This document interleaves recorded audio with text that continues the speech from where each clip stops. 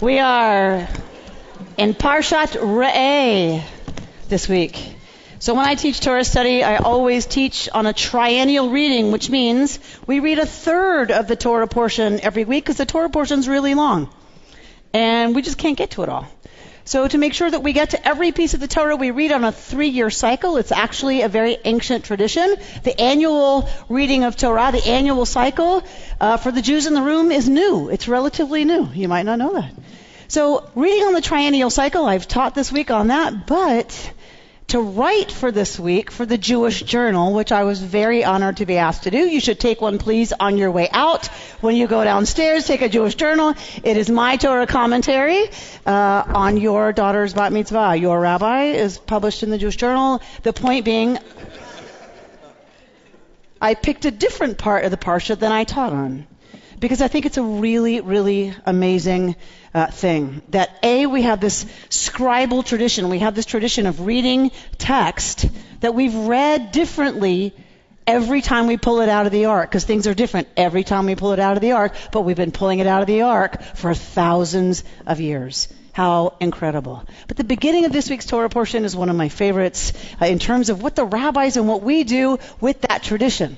So, Re'eh, Anochi, I give to you, says God in our story, in our mythic story.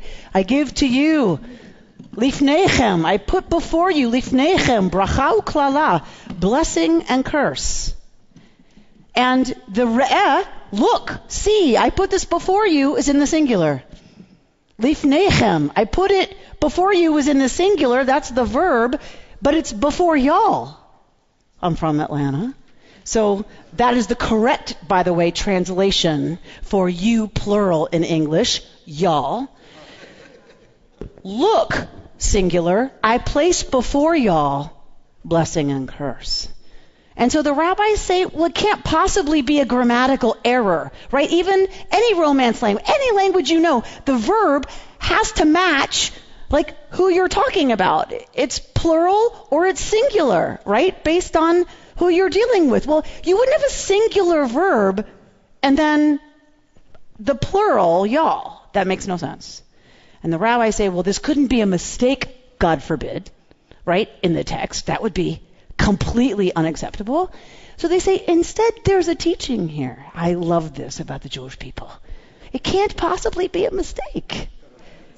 There must instead be a teaching that we don't see when we just read like we're used to reading and just see a mistake.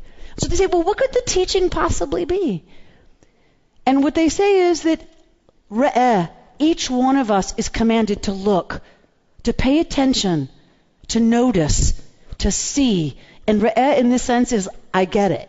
I see, right? I see in English means I get it. I understand.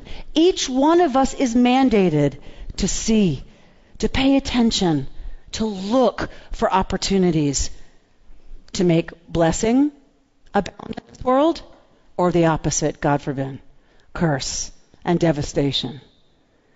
But the verb for, the goof, the body before whom that is placed is not you, the singular human being. It's y'all. And in this case, the rabbis mean all y'all. And that is not redundant, by the way, because there's some of y'all who are paying attention, but all y'all need to pay attention right now. Right? It is not redundant. So see each one of you I place before all y'all.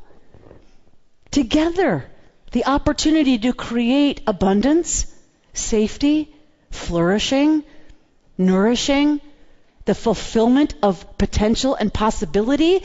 Each one of you has to do your part, has to see what your contribution is, has to see your own challenges, has to figure out how you need to lean in so that all y'all together create a world that is reflective of the values of every single wisdom tradition in our entire experience on this planet. Every one of them knows. When we behave in the ways of goodness and holiness and righteousness and compassion and justice and equity and freedom and transformation, patience, creativity, the experience of serenity, of bliss, of joy, of pleasure grounded in real experience.